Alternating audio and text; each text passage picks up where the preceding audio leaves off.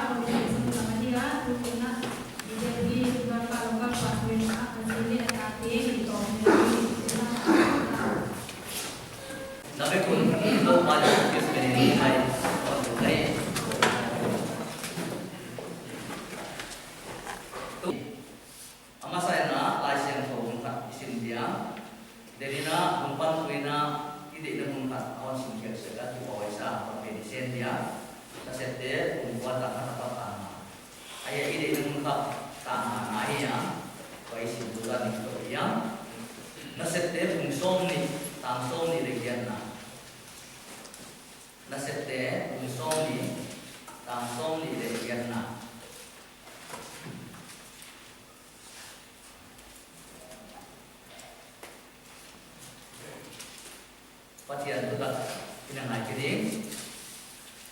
Patian satuan te asisana alai te va ingin no mau le na te uteng teng tuma pilbangun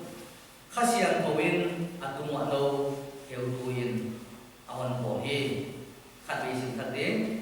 patian satuan te asisana alai te va ingin no mau le na te uteng teng tuma pilbangun khasian kawin atuma no heutuin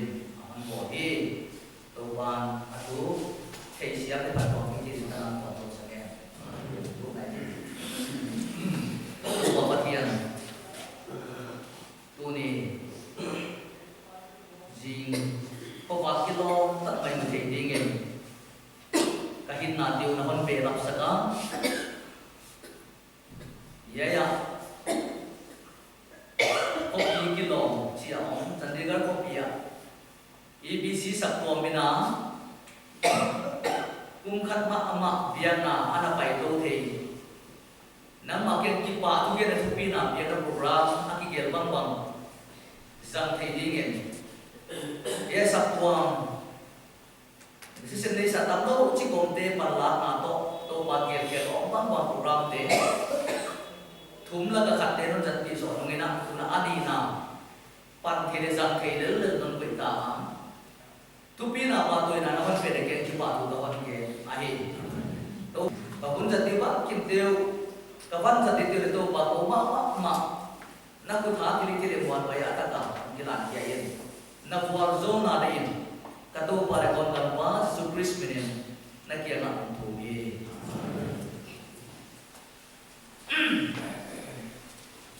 Elisha to sim na et masa le bai ka sa Sakpuang ki chichen na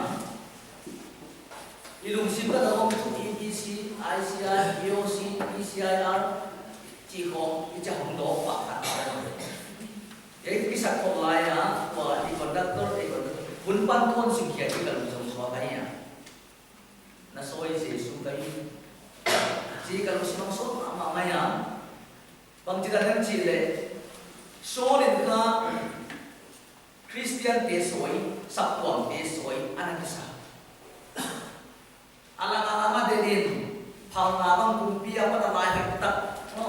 thei pi na lai bang koi se na kisai ha ma lai ta atak ta itu pai solusi na soi wai Sakpuang te soi ki wan soi nahi na soi Yesu ka ni ajin ka ta lu so bai ma ya ging tu de Sakpuang te je he apol i lam doi na Jesus Christ ade ki ande ki Jesus Christ ta wa je ka i dung a thil hoi hia ai hoi te Jesus Christ tu ngani nahi mai ba wai pa te chi che thil ging tu ya Sakpuang te asoi ka adeu pe na pandian pin te tu kut kha de wa na ni aksa de wa ni Stephen si bangale na satellite de tu na ni Stephen adel lupa ka so ke pula wan teu ko ako yu chi mai wai lai pe ga na pan ma mai wai se ka our day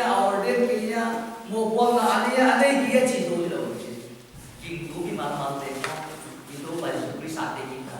pa ti ani na su kris tu na ta ko che ka wai se ka itu na wai ya ka tu ma king tu bi in de in sakin ta ki se pi te tu mai pai Yesus tu ngai ni chi tu ni na ya ila sha tu tu ni na sin ke le ni sa sai ma ko khat le chi ka de je ki wa yi ka ma ni ta ai wa se ke ya chan ni ga mi tam no chi ki chi lai ka Yesus a de pathian na de chu Christ tu na pathian chi til de som thum ba ba me chu ke tham mi chi na khat le asuka le Yesus Christ tu ta na ai de Sukai naman patlo ma magi si kulit di mobil itu ma buai lo ina itu mai buai lo kita malah di buai kat ini itu minta pintu to bele Yesus Kristus Sabtu ami jika IBC lo ina Yesus Kristus atai kici akici mama di buai la buai mo asal daging elai sero kon telai ani na dia ni na beni oi ke sama mamanya solta tina sete kung som ni jam som ni kiana ko ni na ana ya ai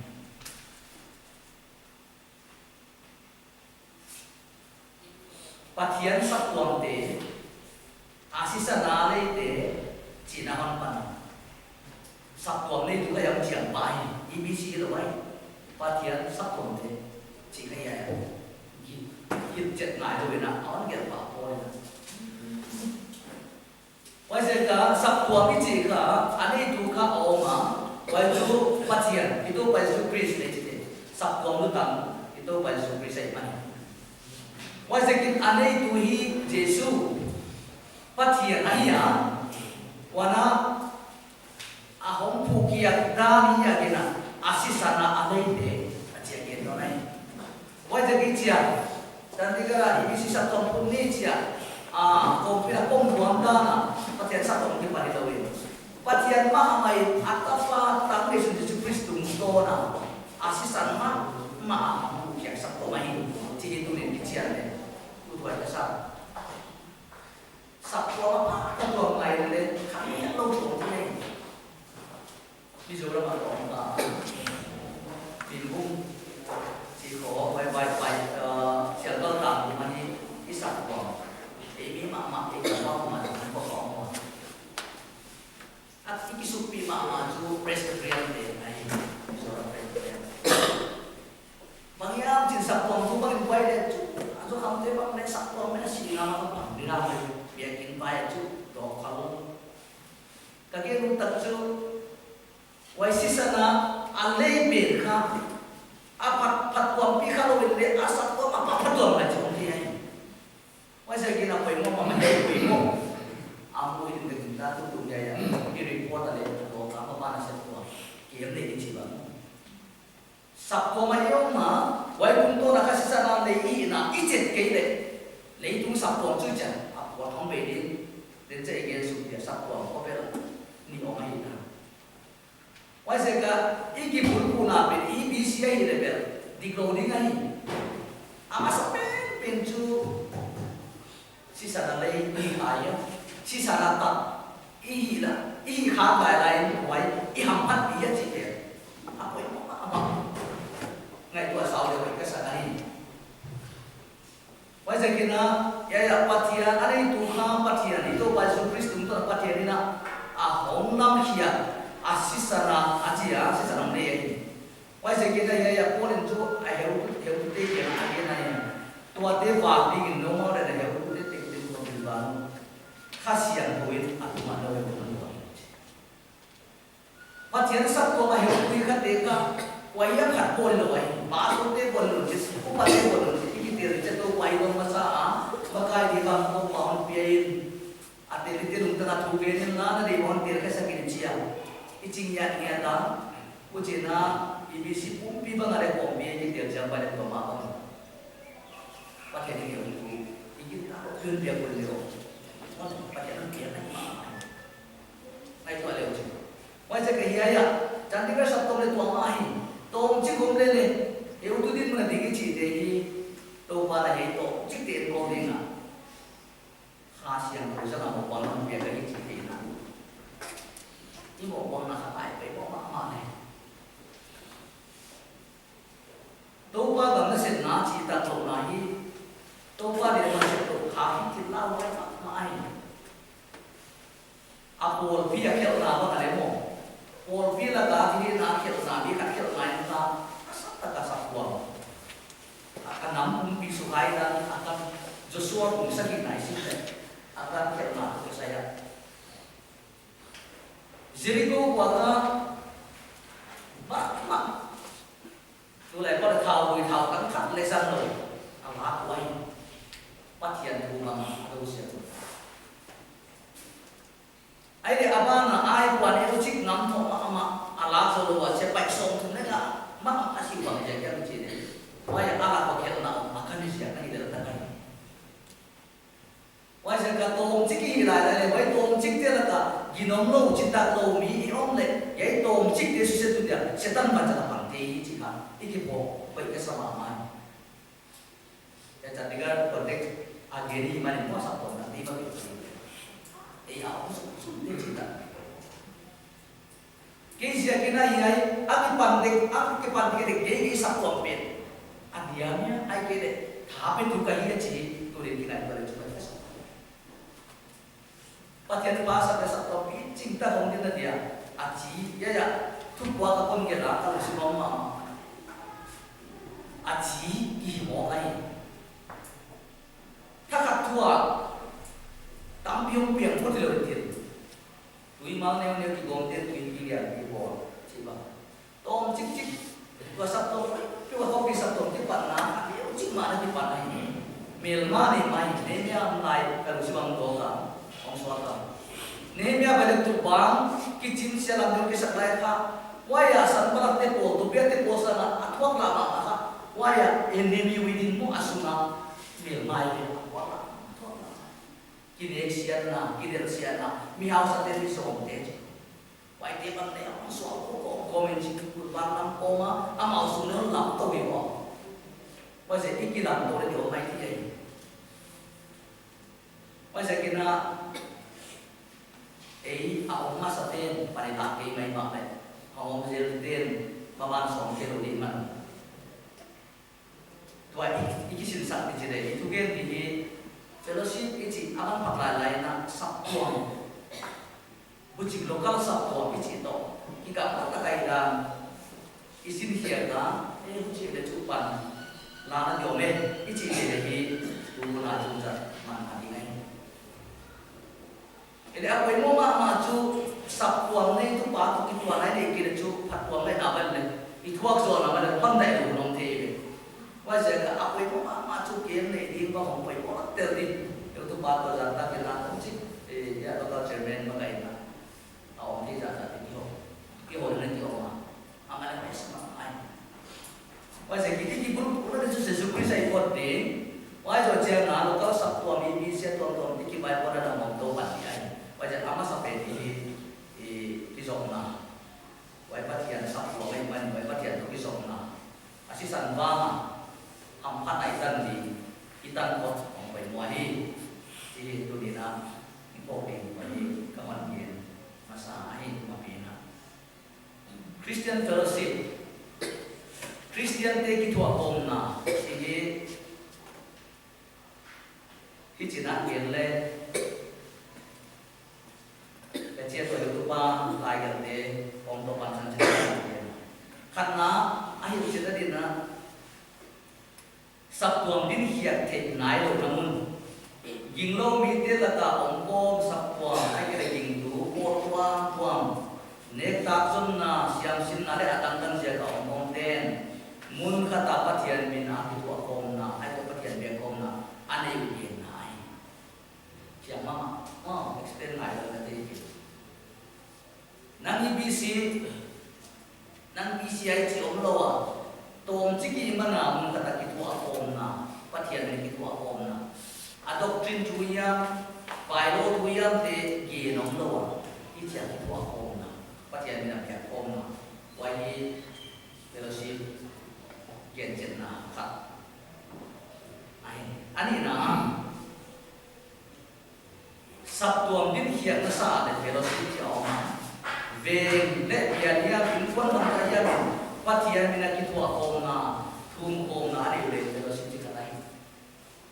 bây giờ mình có làm cái gì để làm fellowship mà thua ông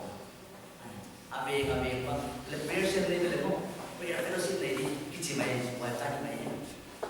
bây giờ cái sắp tuồng ông nó xa để thua fellowship về anh phải tu tu mãi wana athina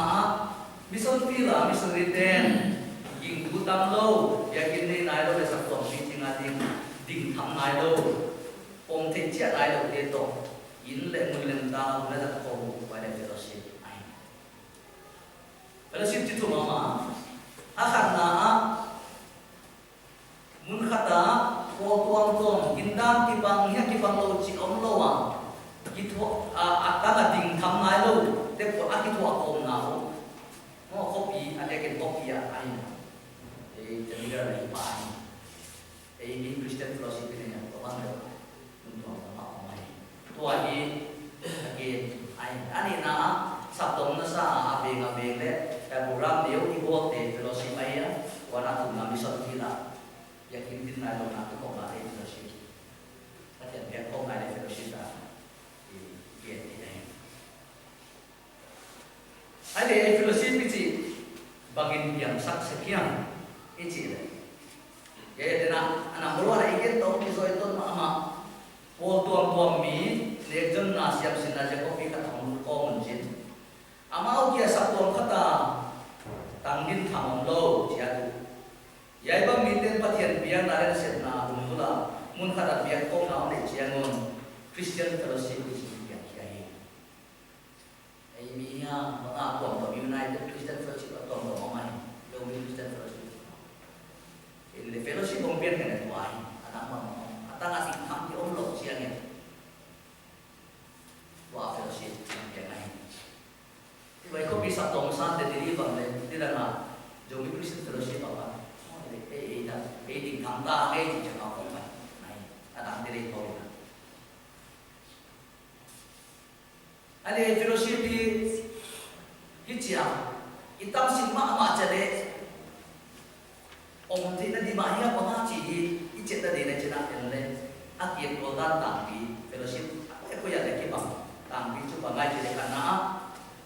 thu pan sana cái kiếp đấy cái sinh sản nào ông thì thằng ta nó vậy này bằng cái BCIO, IBCO, salvation ông ICIO, vậy doctrine đều chẳng chích bây giờ có cái bằng lòng nào ông ấy vậy giờ cái doctrine cái sinh sản chỉ bằng chú thì thế cái buồn đầu vậy fellowship kita ki banglo wana dai zao le ko taka ki thua ko nai aje chu pangtan ya le sacrifice nai bil le ama wa apa ke ko ngai ka zao de wa ya free de wa ki thua ko atu taka sap ko wa ya yang ge di mun di lo ge ti dira le lo to bang nai fellowship ke ko na ka to bang ke ko ani na ka ikem na dan kijian da kong thelo ahun amun le apoi mo da na ki bol le mai sia mane tu ka inisite na fellowship de de chu da ai ki le tu ka sa de son de le mane amun le ahun da ka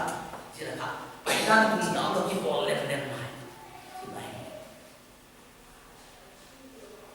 ko ke lo na tu tak ke na mun ba na ko to ki set din ông Việt Nam thì là các cái ngày chẹt xia bằng mài nó, ý anh đi mà phụ để tân cho các công ty cái gì để mong là thế, đi sai nào, đi amen thì chắc rồi, ông đâu có thế nào, bây giờ cái bộ lên, giàu đấy vào, ông muốn là muốn tam thì là cái bộ lên, ông quay một là muốn, ai là cái gì gì, wana atum na, dia na thì dia cái là sẽ tồn vào mình bây giờ phải sẵn tam là chỉ lấy sẵn này. Ichi na pai ni chia on tu pe dio lo ide ya fellowship ta lo ke ichi ka phai na ni mo oi ta ka committee om je de na kwa e sam to meeting om de bang chu ti pai da the bele ni chi ba pai ni headquarter pa na division na ai ke ko ki sam to ko pa cha om pai ni tu bai oi se ki na tua ba om the lo ya ya oi se ka hon beng tu dio lo ku chiu lo chi tu dio lo wen chin i ke le kia i de ke tu i de ke i ke le cha om mai wa je ka yai fellowship to ba na pai mai a je chu po to bai ko i je ke wa na yai fellowship pa hi mi member je ka wa ya ma ro ka chen ba na le ki nom u tun chi so ma kha pe pe un che ka a fellowship pen ki to ko na pen ma a pia tak tak ta na ngai lo Sunday thì tu học để chỉ điều kim bộ ôm na tu ôm na bukan na kalau makin vang tak tak kalau makin ekor tak tak pun itu ani fellowship wana aku ibu mau suka mama tu mi van tangin asep usian lo tu deh kita nama aku tu ni kita mau belum mau baptisma biar bang an kuang siang kosai nama nào bang sibui là đang sibui suốt đấy upa công nghệ lên đang có nào cũng mới bang siam bi ordained pastor na setting om chiangin ASEAN te ding bi zon koi mo yai te thup sin sang cái bài port ka dan to sai ka ma mai manin alem tang lo ko hi da no chi khachi ko chi te om bai ma ma hi ku chi kom ko in le koi mo ai man sep so mai be be u ti nu ke le fellowship bai mo chiang a ai alem tang be sam ni chi wai da na ni pai dan kum tam te lo KBCD kay was KBCD dan sa en bagay lo ang isang dalen champion pinin amao pai dan ni ko ka in sunale itati tu male ibiang nale ong ngai mo kay was ka sa pai mo ibole ai ma ama ile male wali gimna ibu tatte de ha tinang sama ama le cerita lo kata i bang jadi pai dan mi ngina pai dan tung dai nei ke le ki ta te le wai ini kiwai kiwa kaya cik cik kaya pero si baka kiwa kaya cik kita cik kita deka anu do pita pio mai mana ko bagi pero si apa na aki tuan kini tham kamu na cu sabwa adin jadi alo kiro re apa yang boleh kongson lo mai adia kita nawra di bawah tu jadi ya ka biar kan depan ilang ke sakramen ci ko bang igin nan ki bang lo ko ya pastor dan ko ina hong chat pimo jaga badete na ai si maka waya te igina an buang siang ko ilaya wailam sang ali ahita nung suwai waya abini tak tak kha ki man te do fellowship pa iya tene si ki man ni le no kan na ma lo se wai se ka fellowship ci ka zao taka ko taka le banga ki open tak ki tuang ai mani wai sapwa picing tak on dedi ki hak sama ma de telo hak sama ma alo telo wala isu ngai na isu lo telo ai mana isu ama wai Christian fellowship ai wala sapwa ko kisai le fellowship pa chiang to namat lu kita itu tak su Ibai orang malam itu, wana tilbiak le ibai somtom saya kiri tamlo,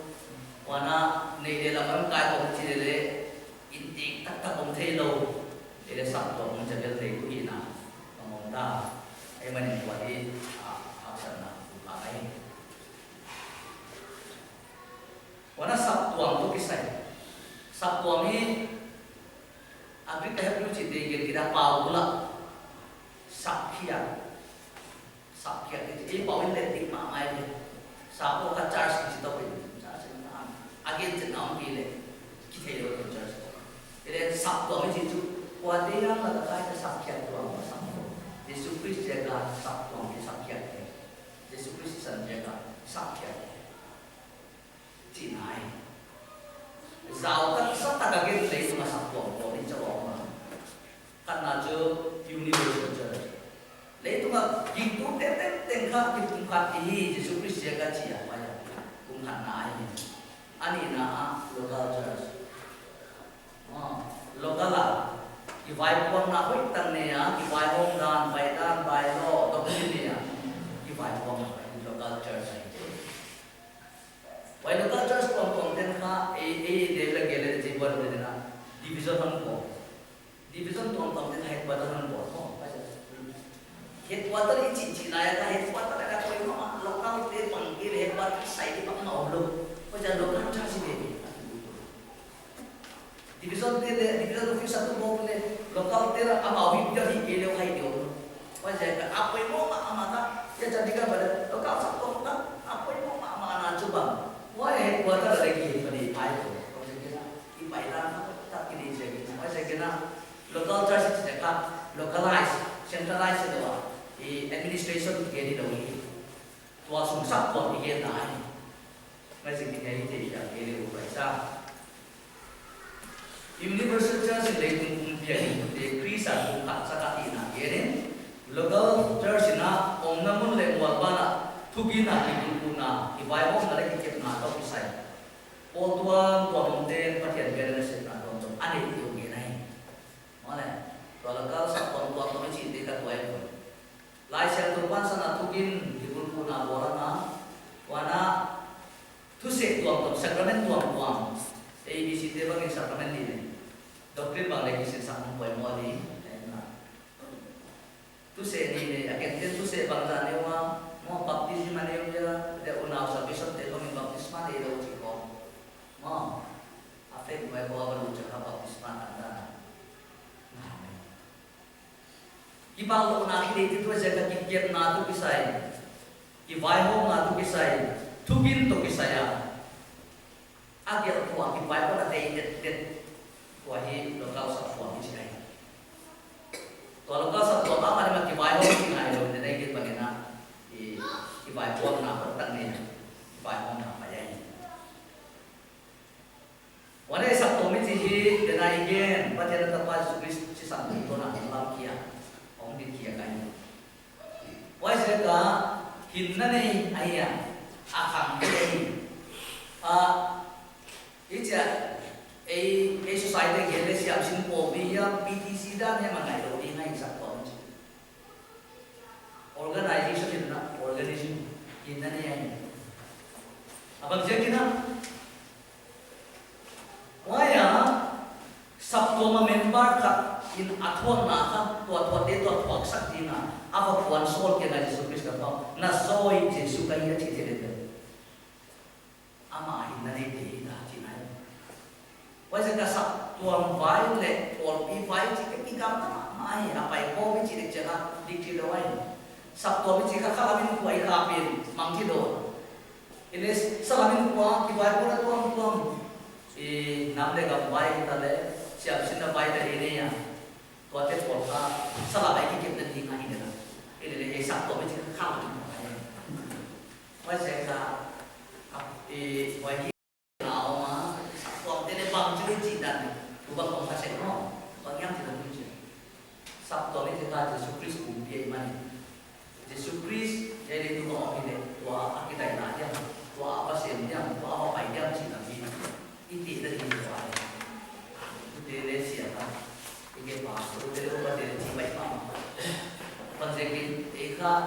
organisasi ini obat lagi foto siap sih kopi PTC mau jadi wai ya vậy phải là có sắp có mà khác cũng chẳng phải không thì là ngày của nó chỉ khắc cái tụ ông ta mà vậy tôi hiểu vậy chỉ nên thầy sáng mà được vậy sao mi mà hiểu na cái phố cả cái gì cả cái nào tốt vậy mà thiền thôn việc tập phải chuẩn bị sẵn để mình bàn gì nó này bây giờ chú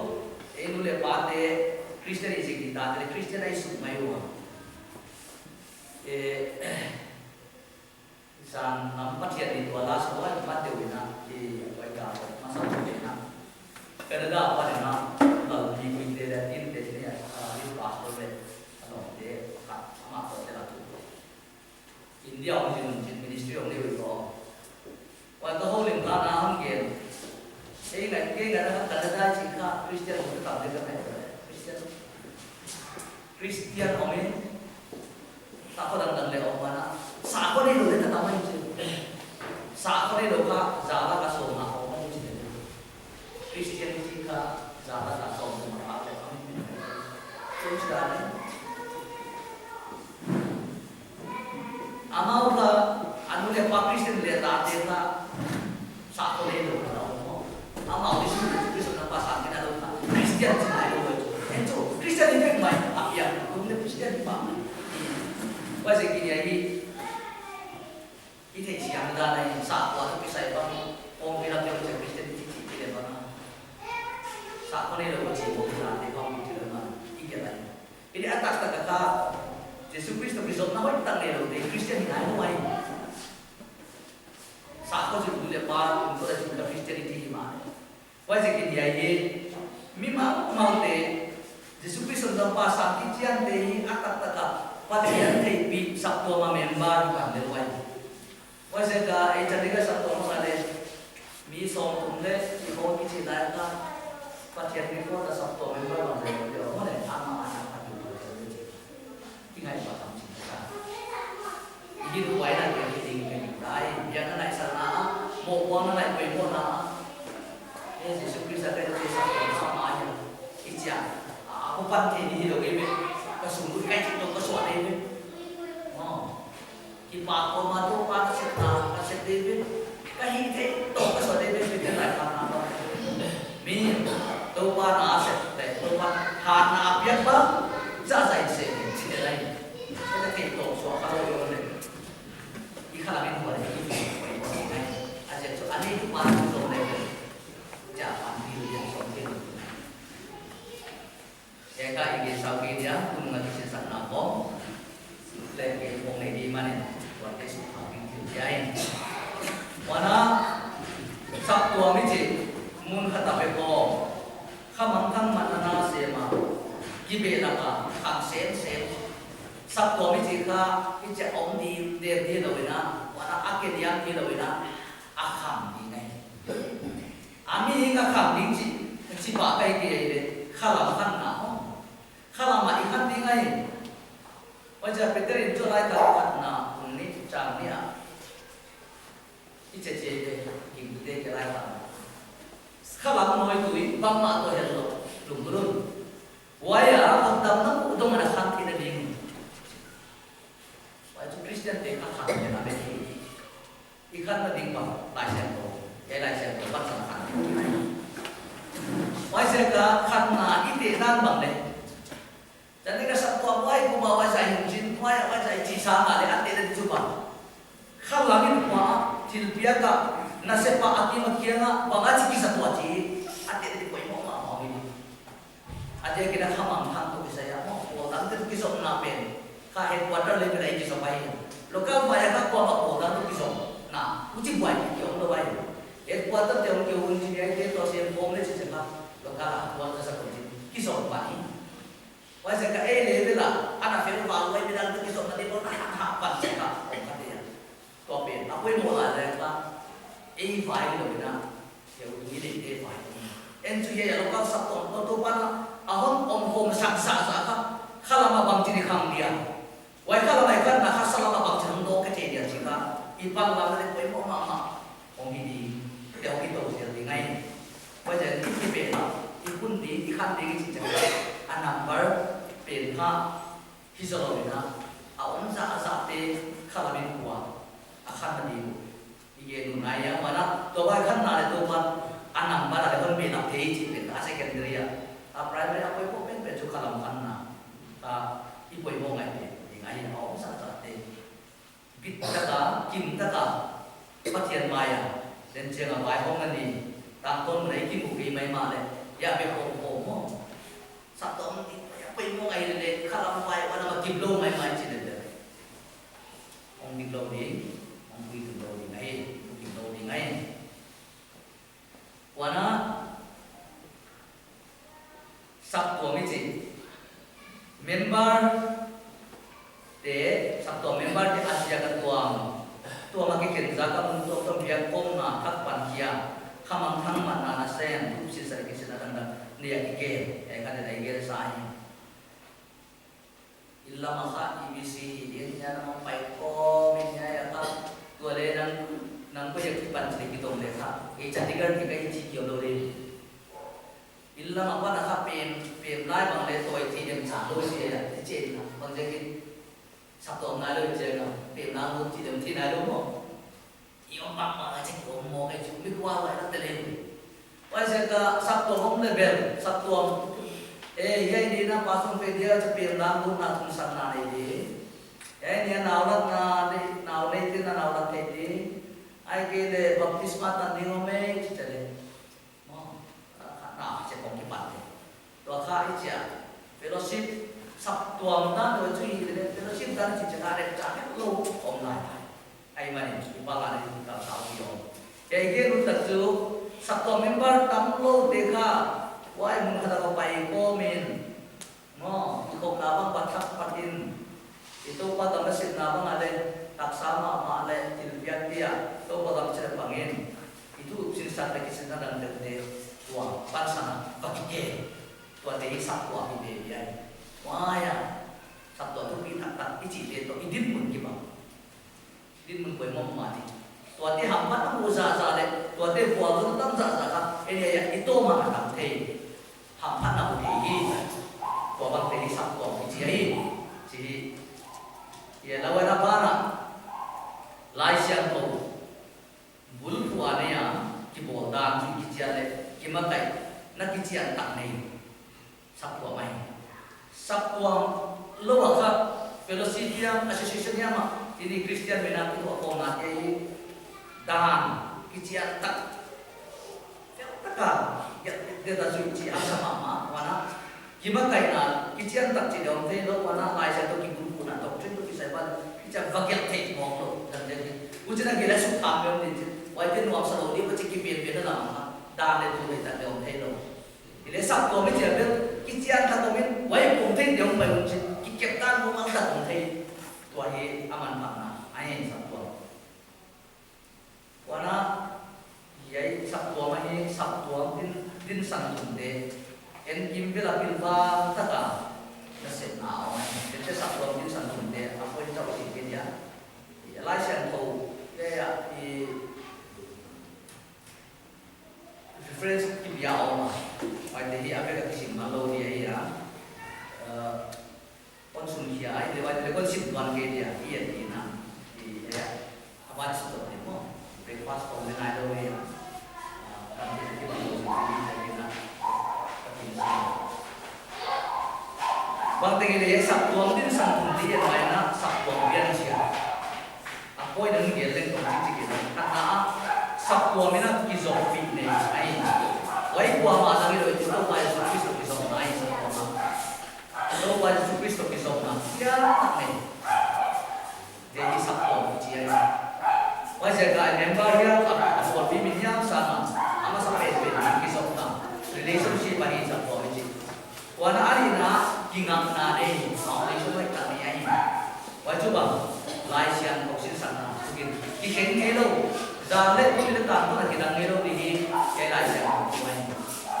e ko pe kum pi mang ma le ka tu mang ki ni su ko ka le mang ki ni su pa te wai se ka hi ai a ki ngam ti ngai wai ya ko ma ta ke ni pa so pa ke ni apoi mo ma lai ka ku pa tu ke pa so pa tu ke sa yai to ki to ke ne e pa so ko wa de ke na chia wai su ko ke ni to ya iki ngam na dia isa ko bi pai dan mang le yai to ki ka tha pa e dik lo bo i chi de ni wai wai iki ngam na i bi si de ki ngam na hi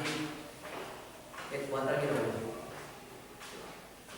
orden pa so de lo pa de lo na lai chen hi chi chia de wai sa wana atung na sak ko pai sia lo ma ki ke ta da ni wai wai ta get sa dia me na ine ya wai ti le eu tu masa te ana mo po ki lo na yai lai siang ko tu ki tua ka lai siang tu ta ki tel ta ka gen vek lo ai mana yai pan sana ong ki get yai mane patiara ku ni mane patiara ku tu pan sana ki get mane ki pai ko ta ni o bi de na apo mo ni wa hi ki get da da ki ni ai wai ki sui alo te lo by law rules ordinances ti de hi ko de hi ki get da da ko ko ABC ko na wai da de ka su ke chi de ti de lo ko ta pai ko mai lai sian ho wala ki get da pai ko ma wala mission ne hi na set ding tum ta ne hi ale da da ja so wi ki lo na kum pa ta set di wai tak tan ki kwang sa headquarter level a ma local level a ide ya wala wai te pan san ma sum se ti budget tak ne ko bang mission ne ya lai sian ko ki gen patian lung na sen ke de ku dai patian lung na ma re chi de ha bak tang ma ke lo chi mo mat sa ka mang thang de sa to te ket na na le e ti get apai mo ma apai ko tu lai ka na ki focus na chi mission ma kha ti bele ta ki pa wa ele mission bang le define ka ko nga de ko we gam mi ra se na to mission chi la de na ki mi de ti chi de why na Nepaliya Karbiya mai ke de ma chi ya ma asama Manipur fila ika mangtam mat ti agi za za ka ye ilo kala na bong khang kia abang khang kha de imat khat ki ba pai mission be be ya ka mangtam ma why gam mi ra se na o ma be ma na chau ngai sa le ya iki ke na i ngai sa ke de de ja i gam mi ra se na i kha kia ni khang khat de na nei ki mai ma de u na why se ke ka pai ko mi de why se ka nếu chích cái ngành gọi là xin sáu sẽ là ya các sự để mission là sẽ là thông tin là cái gì các thùng trang này why là để xin cái đấy ya các biang chơi ya các cái xin sắc chơi why là mà dia thà biang cái gì chứ ngày ta ít cái này cái đấy mission là ministry bằng này atau chơi là kan ít cái sắc đấy apa yang kau ini akibat itu wah ya ini macam cái sumbang này poin kata sai diong no ai tiket aki ken te do wa hi apai ko mai chi ka mission begin cha ya aki ken ne ki ken khai chi ka ni do wa na sa ko be de se to na ni na gam sundan suya so soldat ke dia ni boleh rom te bungso na thum tang khat le tang ni kon sin di yai kha koi mo la sa ni mi chia tu ma bai hom te tu ni ma me wa thian thu ren kwa ma bai ho ma ki wa bai ho mi ya te pa tian se wa jen kwa mi pa tian bai ho mi sia tu pa tian se che ka lai a sia te na ma ho ma bai ho na mu ni ka ki ru ta chi ye Christian organization chi de central government na ta dale du zu ya so ga te ya sap wa iki bai ko ke ni ka bangyang chi tu wala wa mo ta le ese de la fellowship chi ja ka wo report to ne to bang ji ya bang ja ba ko ala ne ya eno ko ya ibc de bang ya ta ka registration society ya mo registration ke लिए central government वैसे का वो EBC के गम सुंदर और इतना का डाले तो है तक जुया इंडिया गवर्नमेंट के बिया का पाया कितने नावल लाइन सीधे बंगा सर्टिफिकेट तक की पेंशन वही सब तो लेटर हेड की किस्मत रजिस्ट्रेशन नंबर है क्या लीजिए गवर्नमेंट ने लेटर का ये को आ रही तो क्रिश्चियन स्टूडेंट बंग इंडिया बंगले क्रिश्चियन का भी लोग लाइन जी वो तक ते ही क्रिश्चियन भी आते एडमिशन जब बंगा ले क्रिश्चियन भी आती बंग पंडिजाब सब के वापस मार के नावल ना चर्च वही अपना इस सब तो रेस्टर ही के लिए कौन एक्सेप्शन दी itu mati ya no ini dia ngomong woi sen mong doai dia dia ko ta pai ni tu ba ka le nam kin ta tu no na ka ri ka ko la chi mi ma kin ta woi se gam sundan tu ki to ka sap to mai la gam sundan da tu ki to ka apa sap to mai e ka apa ko ma fellowship ten to certificate te ya ko ta isu te lo ni to bang na ke sen te satu din satu de to na din na kana pasien dia ga pergi ke depan satu number 1 wajah ka ya tapi kan satu penting ha EBC pasien EBC cek min lo pasien satu he dia ci de itu din tu pasien dia guna ama tu pilih pak koi na ya EBC min ki pesame cilung si mana berwarna ini apa itu EBC apa lo yang sulit tinggal aku ada maklum si kita tu pilih lo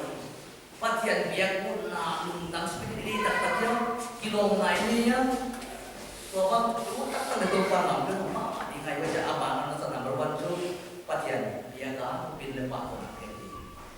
itu number 1 satu di sana ani na pasien bisa tu de kikir tuani kikir pastor tuntun mana biar tu pastor ni le kata beko alam pion ni dia mesti bongka janta kita discuss ka tu pan pasal tu kata jadi apa tu dia bang mungkin kia jangan itu mo itu dia nak mana pe diwa ama cita tadi lagi tu tu ama homo aja tu mungkin juga loh ini kikir tu mau kena isak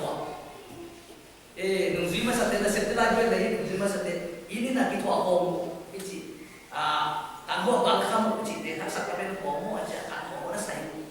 pero sin ni ne ki kim to bi mo wala ka ma suriya bayam te chi de so ta te ma kai ta ni wa je ka ko mo ma wa ja ki ke ding nung bu ichi de ki ma pa de wai sa to nyen san wa tian ki na pa ko na ya ka pia una anina kikir kingai satu tanna wajib boleh dia atur na le to na kama iki kek cucu isu ngade inau de tu orang tu ban dia tingina na orang selfie cara buat itu yang ki pasut itu bang juga suci semua siap imak pak di bawah boleh dia lihat dia sana dia lihat itu tampil bila setahun dia kamtat tamlo ni de ayam ya ambala na di tale chandigarh di tale kenai okey pak siap ina de kai lo mong dong de tu berarti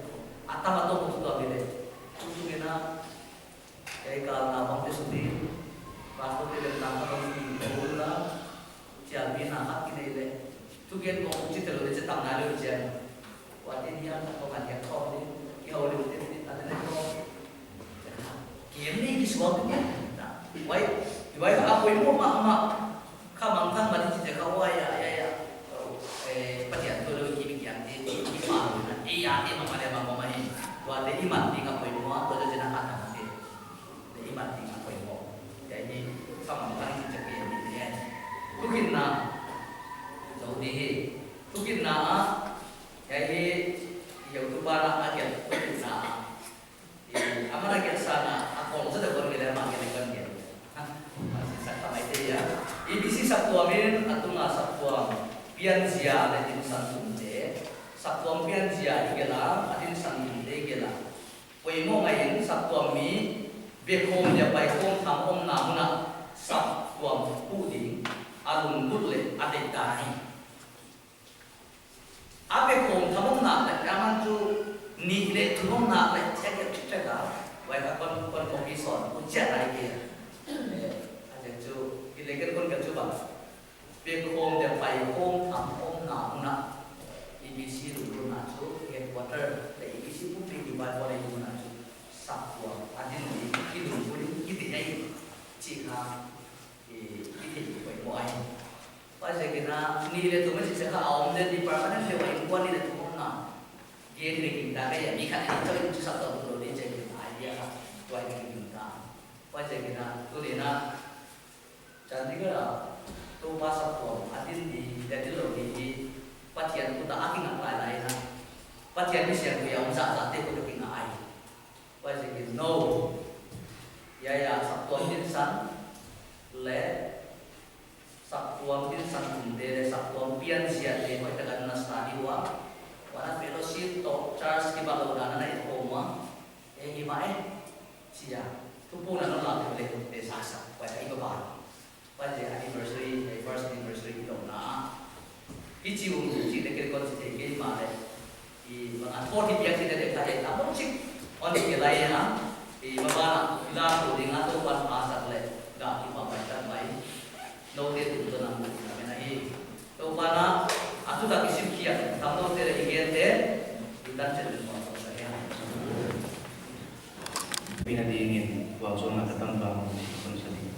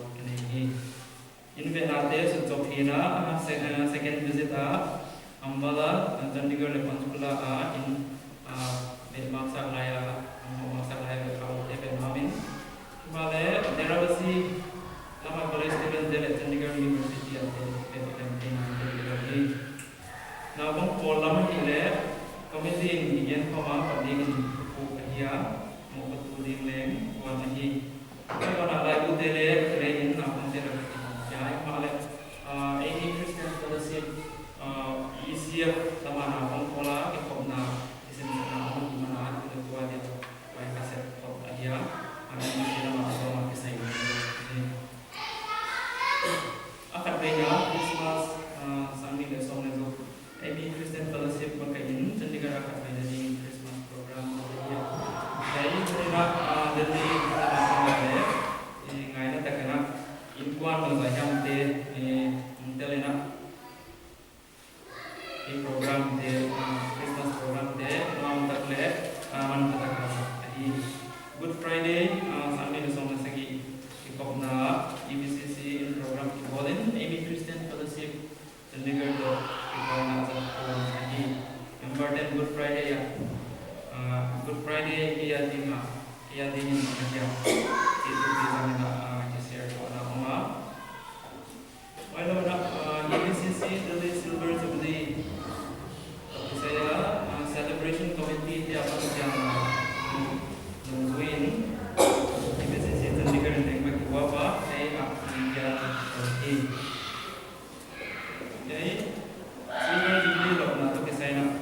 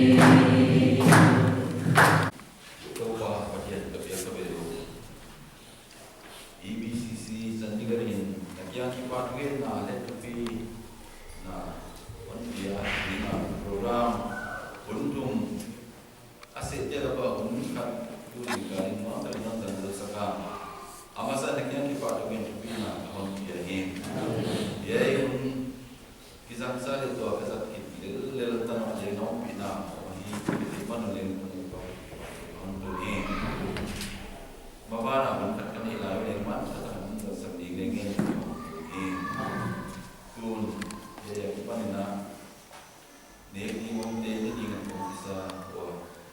katan tia wa zona na tupina tam se kam na ding in na pin na to